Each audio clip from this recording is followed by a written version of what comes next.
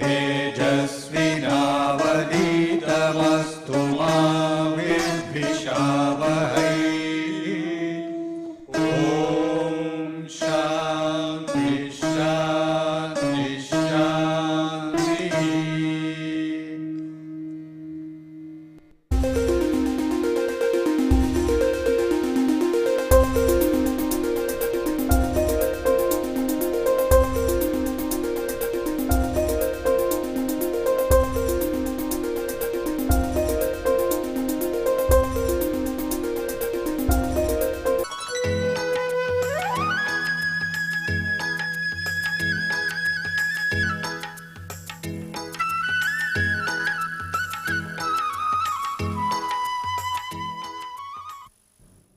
In this lecture, we will continue with a study of the properties of the Fourier transform.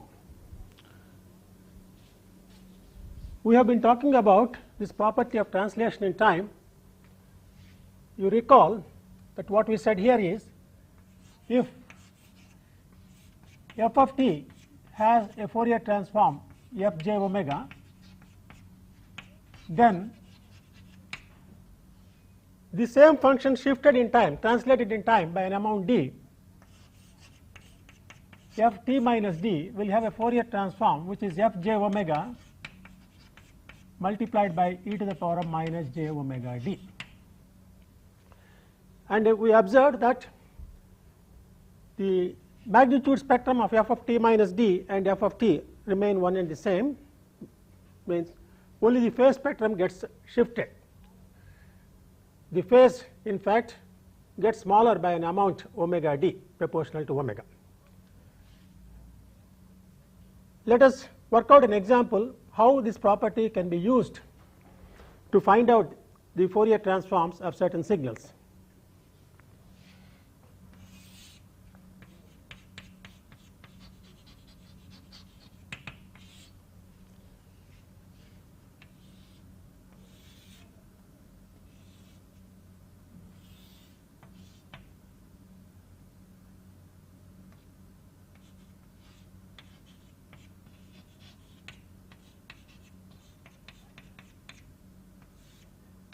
Suppose we take a function which follows the rule e to the power of minus a t for a finite duration from minus d to plus d and is 0 everywhere else. So that is the function that we are talking about. We can find the Fourier transform by integrating this f of t multiplied by e to the power of minus j omega t from minus d to d. Alternately, we can make use of the properties of the linearity of the Fourier transform as well as the time shift property which we have just been discussing.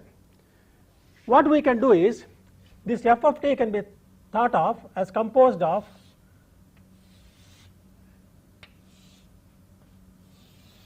two functions like this, plus another function starting here and decaying like this. The magnitude of this is of course e to the power of minus a t, therefore this will be e to the power of a d. So that is the amplitude of this, and this decays by exponentially as e to the power of minus a t from this point onwards. So what we are saying is, this composite function can be thought of as this continuous function like this would continues forever, and then you clip this tail by introducing a negative exponentially decaying function like this, which is given by this. Now, so what is the amplitude of this? This must be exactly equal to this, so that from that point onwards it decays to 0.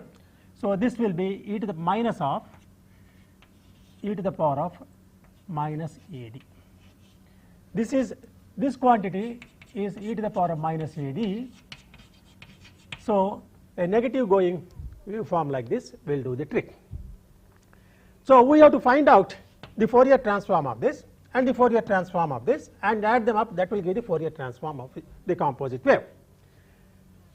Now to find the Fourier transform of this, what we can do is, let us shift this to by an amount d, so that this is e to the power of a d and this delays e to the power of a d multiplied by e to the power of minus at, and this is an exponentially decaying function like this. If we know the Fourier transform of this, we can find the Fourier transform of this, because this is translated in time by an amount d. Similarly, as far as this is concerned, if we can find the Fourier transform of this with an initial amplitude e to the power of minus ad, then you can find the Fourier transform of this. And this is a function for which we already have, you recall that we said e to the power of minus at ut has the Fourier transform of 1 over j omega plus a. This is something which we already found out.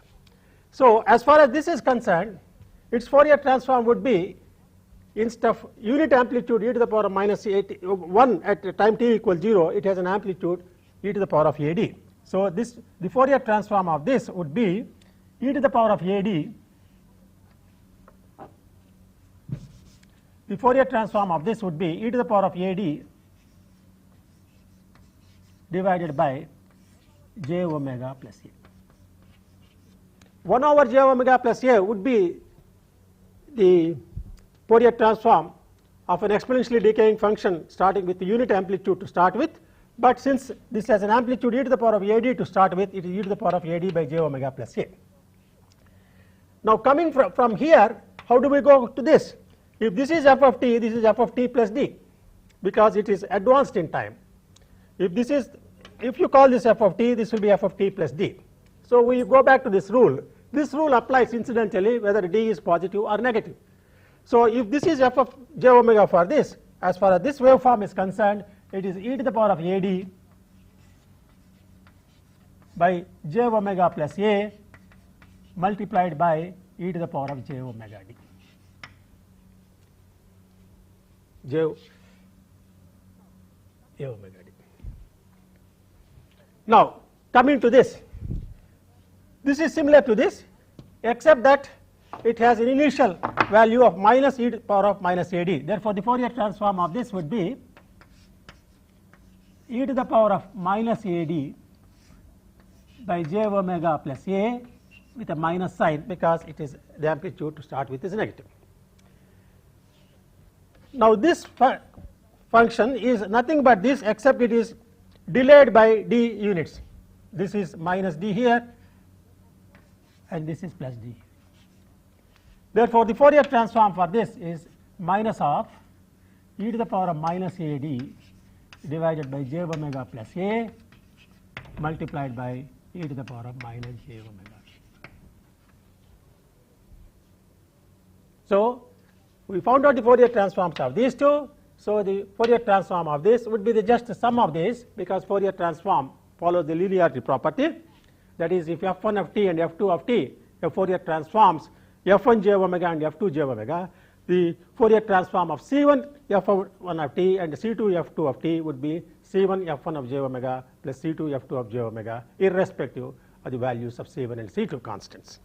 So the Fourier transform of this is now given by the sum of these two, which of course has a common factor j omega plus a I can keep outside, and you have e to the power of a plus j omega d minus e to the power of minus a plus j omega d.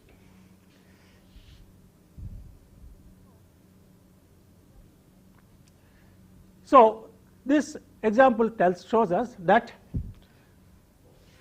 if we recognize a function as composed of a linear combination of functions whose Fourier transforms we already know, we can intelligently get the Fourier transform of this without having to do the integration starting from scratch. Okay.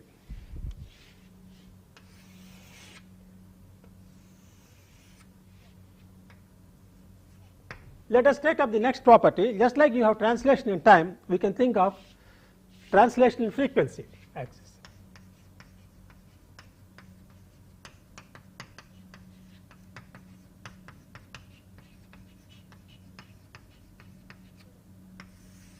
which is equivalent to multiplication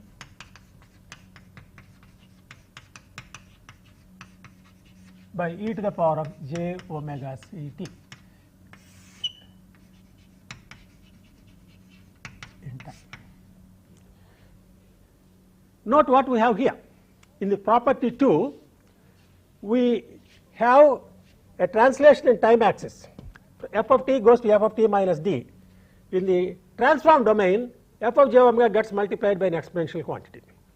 In a similar fashion, what we have here is, if we multiply in the time by e to the power of j omega c t, the Fourier transform gets shifted in the frequency axis. What happens is this: if f of t has the Fourier transform f j omega, then what we would like to know is, what is the Fourier transform of f of t multiplied by e to the power of j omega c t? This is the question which we would like to ask. I multiply f of t by an exponential function e to the power of j omega c t and would like to know what its Fourier transform is going to be.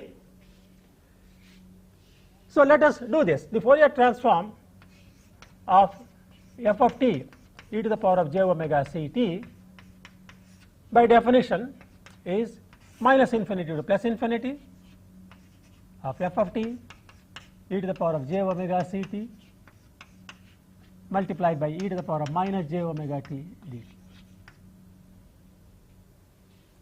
And this is straight away seen to be minus infinity to plus infinity of f of t e to the power of minus of j omega minus omega c t. Now, if we had f of t e to the power of minus j omega t dt, this would have called it f of j omega. All we have now is, instead of omega, you have got omega minus omega c. So it is almost the same as the defining relationship of the Fourier transform of f of t, except that instead of omega, you have got omega minus omega c. So this obviously will be f of j, instead of omega, you have got omega minus omega c. Which means that the Fourier transform of this is f of j omega. This is the same Fourier transform, except that the spectrum gets displaced by an amount omega c. So whatever value it takes at a particular value of omega, it takes the same when omega minus omega c takes that particular value, the function will have the same values. So this is again an important relation which will be useful in the context of modulation of signals, amplitude modulation of signals, where f of t is really multiplied by, instead of e to the power of j omega c, something like cosine omega c t or sine omega c t. We will take this up, we will show that presently. But you notice the duality between the property of translation in time and the translation in frequency. When you are translating the function of time, then in the transform domain, the transform gets multiplied by an exponential term. If you are translating it in the frequency domain, as we have done here, then in the time domain it gets multiplied by e to the power of j omega c t. So there is a duality between the transform domain and the time domain. Now let us carry this as an illustration of this. Let us take up a case where f of t is multiplied not by e to the power of j omega c t, but cos omega c t. As an application of this property, let us take this example.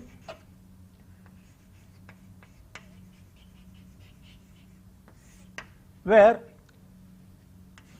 f of t is multiplied by cosine of omega c t. We would like to find out its Fourier transform. Now we can express this, of course, as 1/2 of f of t multiplied by e to the power of j omega c t plus e to the power of minus j omega c t, because cosine omega c t is expressed as e to the power of j omega c t plus e to the power of minus j omega c t divided by 2. So obviously then we have two terms, half f t e to the power of j omega c t, half f t e to the power of minus j omega c t. we observed in this property that if we have f of t e to the power of minus j omega c t, then the Fourier transform is f of j omega minus omega c. If we had minus j omega c t, this would have been omega plus omega c. So we use those two properties, that property, and then find the Fourier transform of this. So the Fourier transform of this would be 1/2 of f of j omega plus omega c and f of j omega minus omega c. That is what we have got.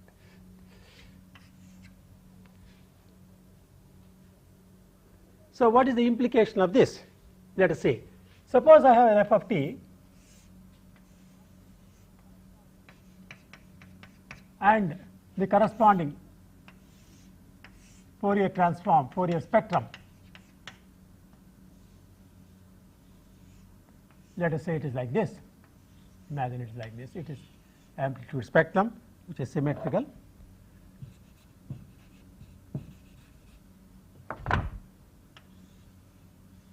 Something like this. Suppose we call this, just for the sake for reference, let us call this A.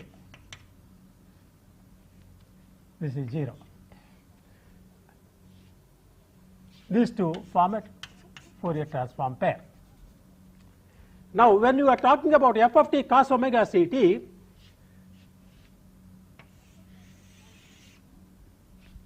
the spectrum for this now consists of two sections. One is half of f of j omega plus omega c, another is half of f of j omega minus omega c. This portion is now centered around omega c,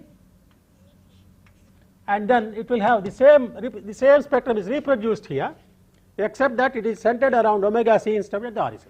Therefore, it will have something like this. If this was A, this would be A by 2, because it is half of that.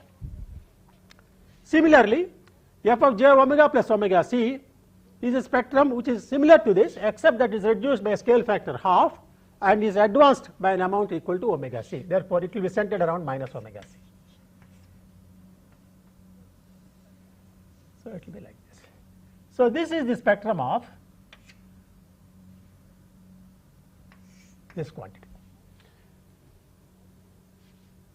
And what is the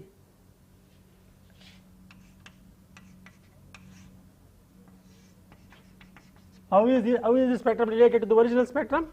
We can say that the original spectrum gets split up into two halves, equal halves, and one half shifts forward and sits around omega c instead of 0.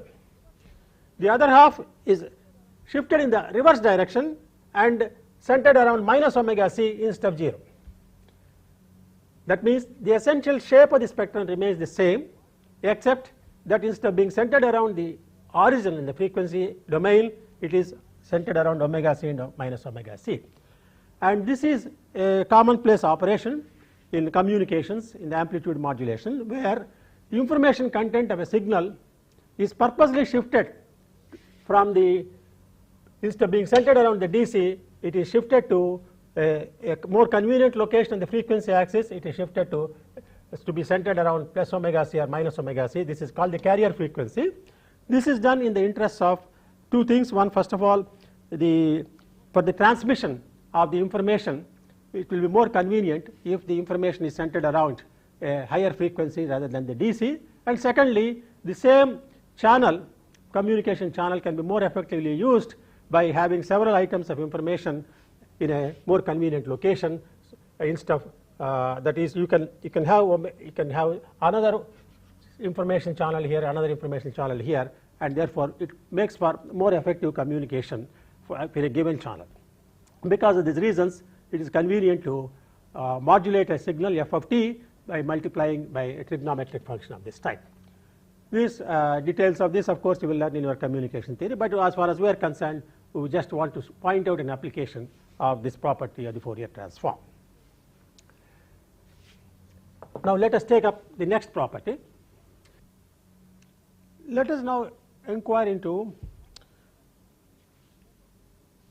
what happens when f of t is differentiated in time domain, what is its effect in the transform domain. So, we will say differentiation in time.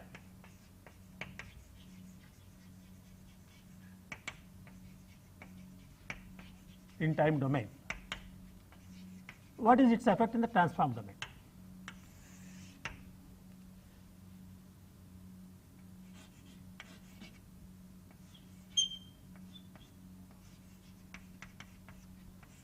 If f of t and f of j omega form a transform pair, then this particular property tells us df by dt, which may like to call f prime t, has its Fourier transform, which is obtained from the original Fourier transform by multiplying by j omega. That is all. So, differentiation time domain corresponds to multiplication in transform domain by j omega, and this is one of the very useful properties of a transform of a particular time function, because the calculus that is involved in the differentiation is replaced by an algebraic multiplication j omega, and this is a trend which you will notice as we go along, not only in Fourier transform but Laplace transform also, that operations involving calculus, integration and differentiation are converted into multiplication or division by j omega, and this makes for a great convenience as far as working is concerned.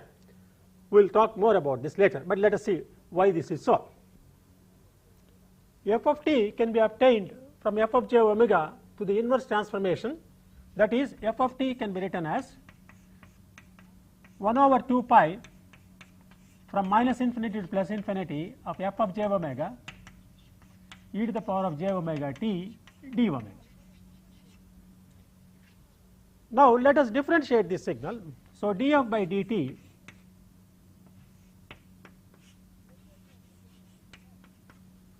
the derivative of this with respect to time is df by dt, and assuming that we can differentiate under the integral sign here, if you carry that out here, this will become 1 over 2 pi from minus infinity to plus infinity f of j omega e to the power of j omega t d omega, because this is the only function of time inside the integral sign. So, what we have here is a quantity f j omega multiplied by e to the power of j omega t d omega. So, obviously, whatever we are having here is obtained as 1 over 2 pi times minus infinity to plus infinity plus some quantity function of omega into e to the power of j omega t d omega. This is the defining relationship of an inverse Fourier transform. Therefore, df by dt must be the inverse Fourier transform of f of j omega. So, that is what we have here. If we have j omega f of j omega, its inverse Fourier transform is df by dt, or in other words df by dt f j omega f j omega is the transform of df by dt. So, this is a very useful result, and to illustrate this, let us work out an example once again.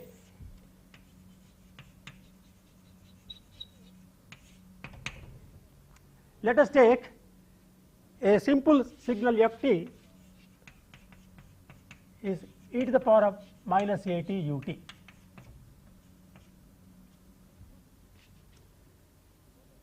Let us work the Fourier transform of f dash t in two ways.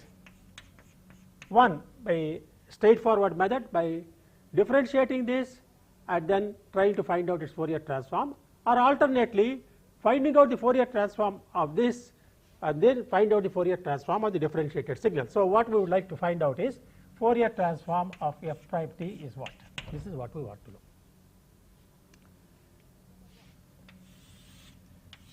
So, method 1,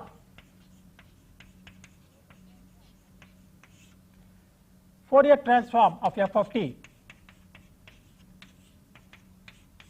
This is a function which we have been talking about all the time, is 1 over j omega plus a. So, the Fourier transform of the derivative function f prime t is j omega over j omega plus a. That is all there is to it. It is quite simple and straightforward. Now, we would like to check on this result by actually carrying out the differentiation in time domain and finding out its Fourier transform. So, let us see what it is. This is the function f of t. This is 1, this is e to the power of minus 8.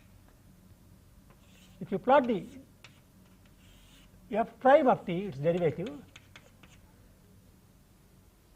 e to the power of minus a t, its derivative will be minus a e to the power of minus a t. So, you have minus a e to the power of minus a t, that is the signal.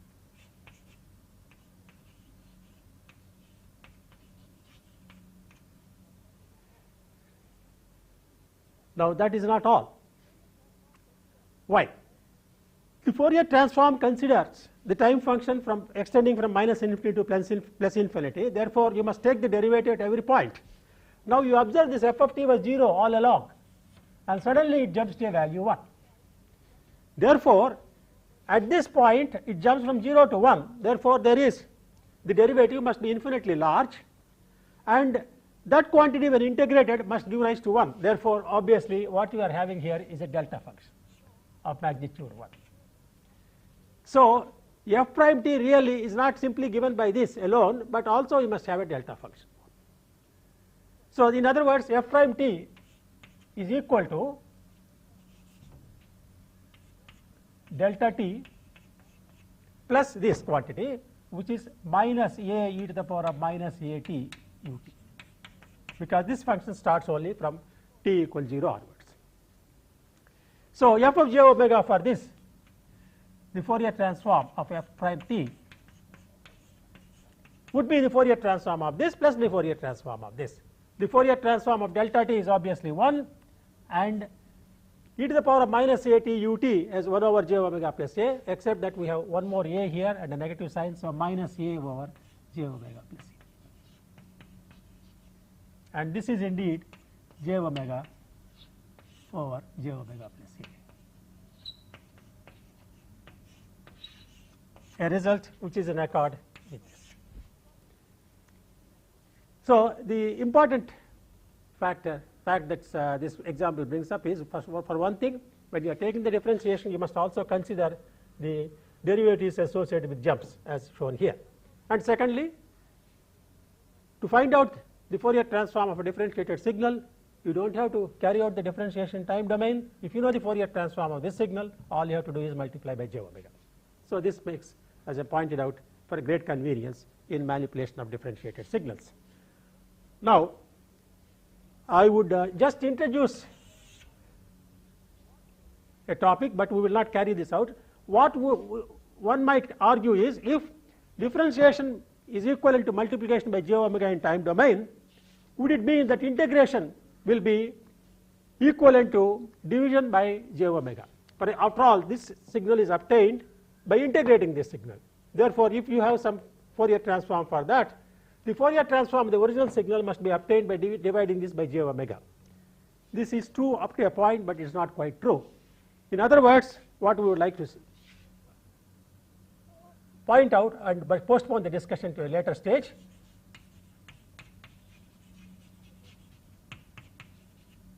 integration, if f of t has a Fourier transform f j omega, then integration then must also fix the limits from minus infinity to t of f of t dt.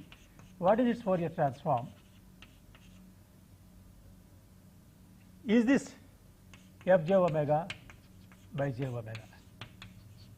This is the question which we would like to ask. The answer is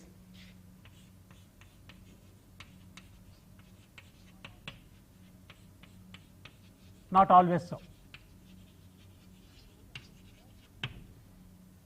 So, we must be careful in trying to integrate a signal and finding out its Fourier transform. We will discuss this at a later point of time after we find out the Fourier transform of a step function. So, we will postpone the discussion of this. So, what I would like to caution you at this stage is, we should not jump to the conclusion that because differentiation involves multiplication by j omega, integration means division by j omega in the transform domain. That is not so. We have so far said how certain operations in the time domain how they are reflected in the transform domain. For example, we saw how the function of time is shifted in time. What is its effect in the transform domain? When it is differentiated in time, what is the effect in transform domain? These are properties we have studied. Let us now continue this trend. We will take up now the case where it is reversed in time.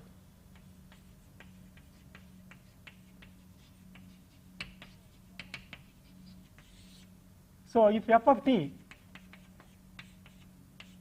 and f of j omega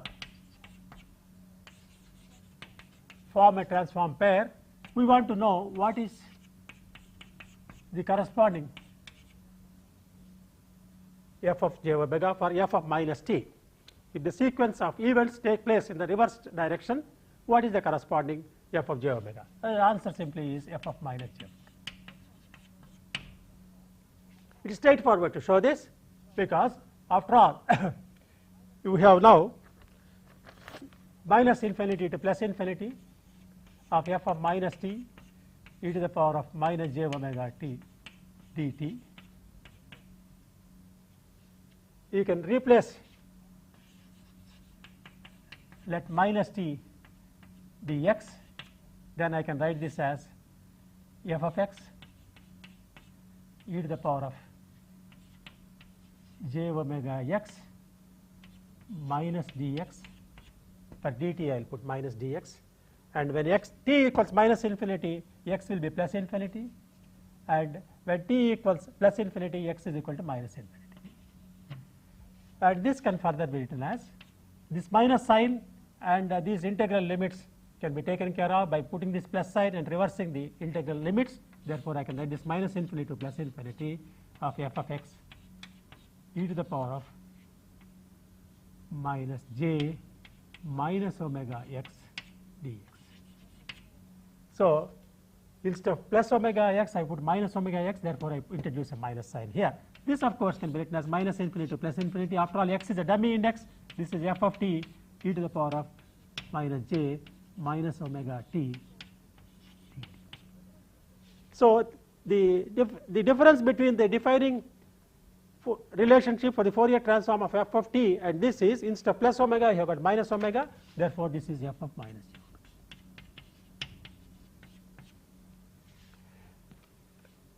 Right. And what is the further significance of f of j omega? For real signals f of t, that means whenever you substitute a real value of time, the f of t also turns out to be real, then it turns out that f of minus j omega equals f of j omega conjugate. That means the angle will be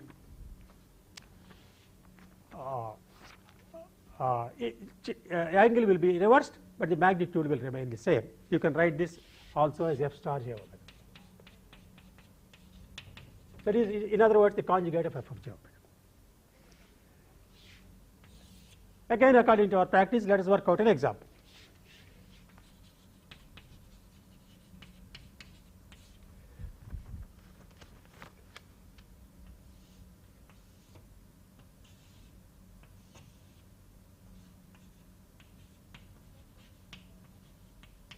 This time function e to the power of minus at ut, we know has the Fourier transform 1 over j omega plus a.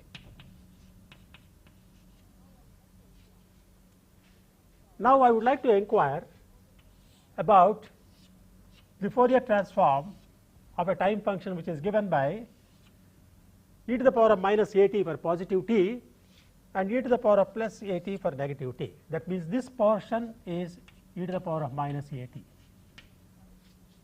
It is a reflection on the negative side. This will be e to the power of at, because for negative t the exponent will become negative and again it decays. So, this f of t that we have now can be described as f of t is e to the power of minus a magnitude t. So, the composite curve can be described analytically in this fashion. Now, what is the Fourier transform of this? It is quite straightforward, because we know the Fourier transform of this section. The Fourier transform of this section is 1 over j omega plus a. we know that. And what is this time function, how is it related to this? If this is f of t, this is f of minus t. The whole sequence of events that take place in the positive time axis will now be taking place in the negative time axis in the same order. Therefore, the Fourier transform of this, if it is f of j omega, the Fourier transform of this is f of minus j omega. And after all, what we have here is this u f of t is the summation of these two curves. Therefore, we can say its Fourier transform is, the Fourier transform of this is 1 over j omega plus a, and the Fourier transform of this portion is 1 over minus j omega plus a. So, this particular f of t, which you have given e to the power of minus a magnitude t, will have a Fourier transform which is 1 over j omega plus a plus 1 over minus j omega plus a. And you combine these two, you get denominator a squared plus omega squared, and in the numerator you have 2a. Now, the essential motivation for our study of the various properties of the Fourier transform is to find shortcuts to find the Fourier transform in this manner. You do not have to try to integrate this in both directions and get the result. Once you know the property, you will easily deduce the Fourier transform of this in this manner.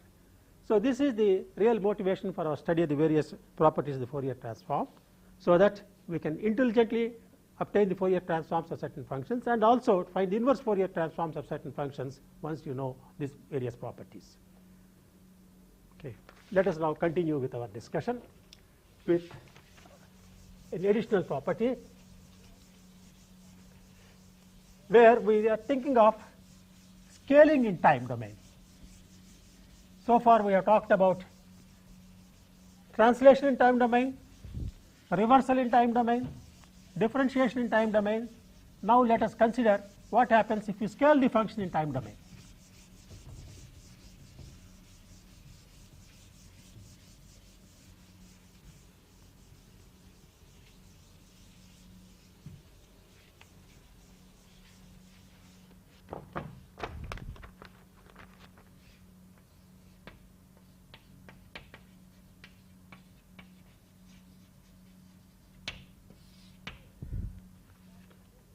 Again, we start with the basic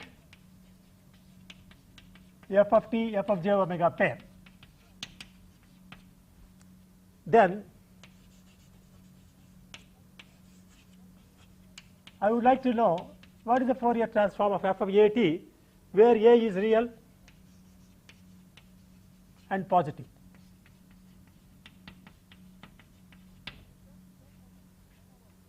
Then it turns out to be this 1 over a f of j omega over a.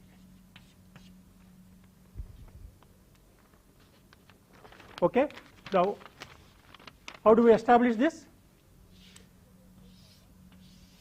Proof is again straightforward. We take the Fourier transform of f of a t, which is minus infinity to plus infinity of f of a t e to the power of minus j omega t dt. Now, by this time you must have got an idea of how to go about this. We must substitute some x for a t, so that we will try to bring this into a form which we can compare with the Fourier transform of f of t. Therefore, if you substitute x for a t, then this becomes, when t becomes minus infinity, x also becomes minus infinity. When t becomes plus infinity, x also becomes plus infinity f of x. And e to the power of minus j omega t equals x upon a,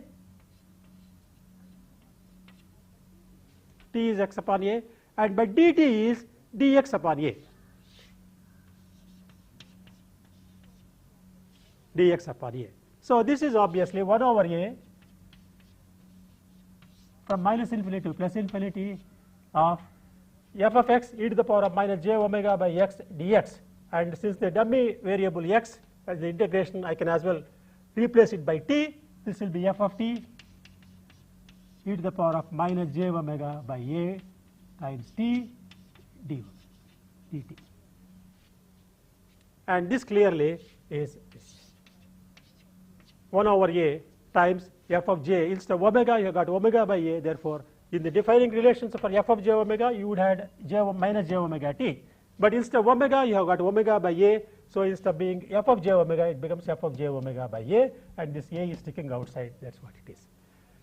So this again has got some important aspects in relation to scaling of time functions. Let me illustrate this.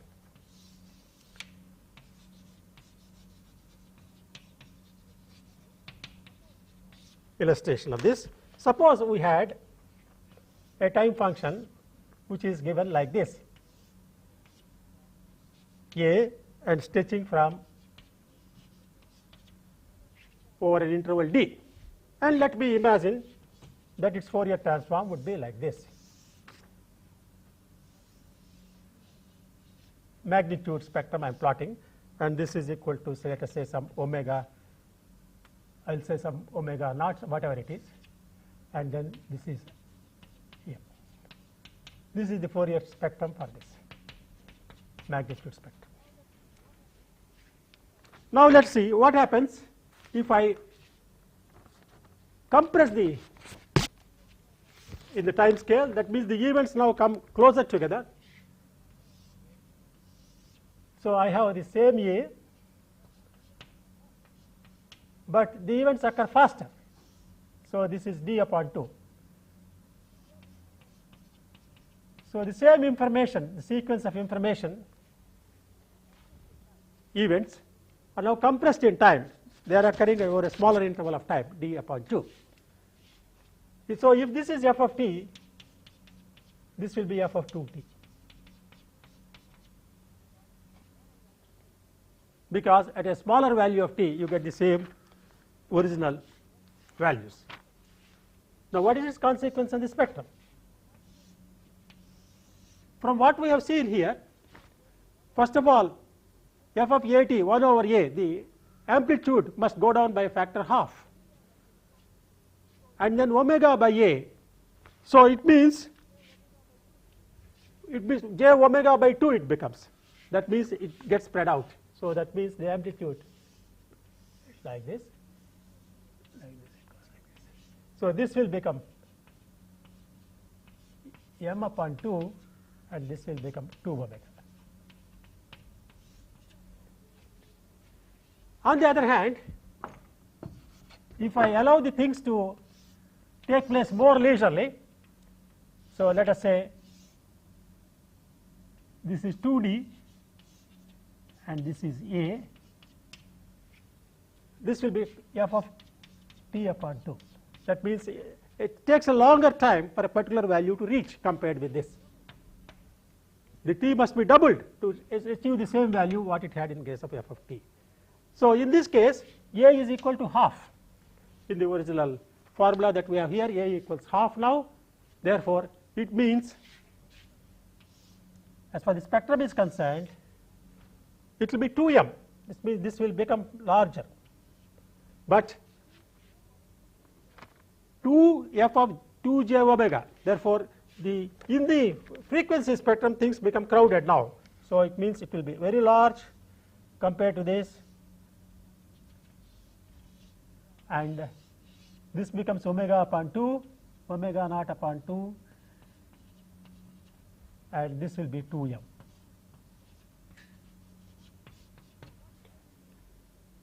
So what it really means is, the significance of this is that if you allow certain events to become faster, then it requires has larger frequency components. Larger frequency components compared with this, you have got certain frequency components, and then this spectrum is spread out. That means you have more high frequency components.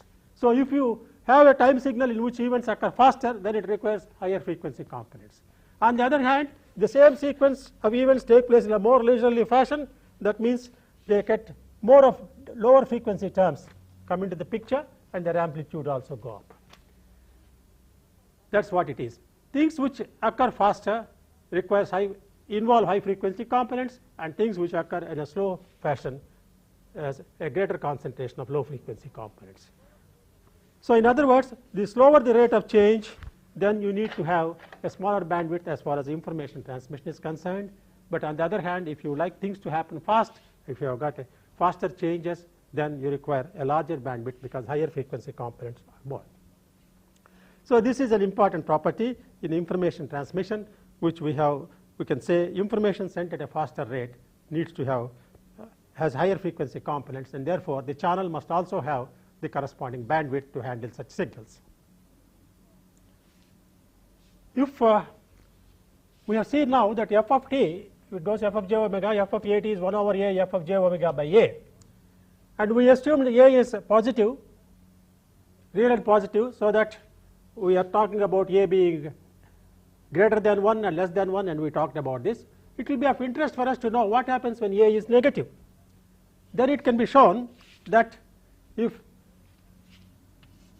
a is negative,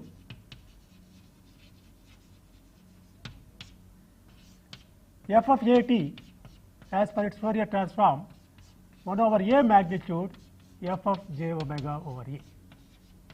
So all it means is the magnitude of a comes into the picture rather than the actual absolute value, the actual value of a. So this is a result which can be derived on the same basis. So all it means is the scale factor is now depends on the magnitude of a, even if a is negative. So far we have studied several properties of the Fourier transform. You recall we talked about the linearity of Fourier transforms, then various operations in the time domain, like translation in time domain, then multiplication by an exponential factor e to the power of j omega ct. Then we talked about differentiation in time domain. Then we talked about time scaling, and we talked about reversal in time domain, and saw what all these operations in time domain, how they are reflected in the transform domain. A study of all these properties will help us to find out the Fourier transforms of certain functions in a simpler way than if we had to resort to direct integration. And also when sometimes we want to find the inverse Fourier transforms, that means f of j omega is given and we want to find the corresponding f of t. If we keep these properties at the back of our mind, sometimes we get at the solution in a more straightforward way.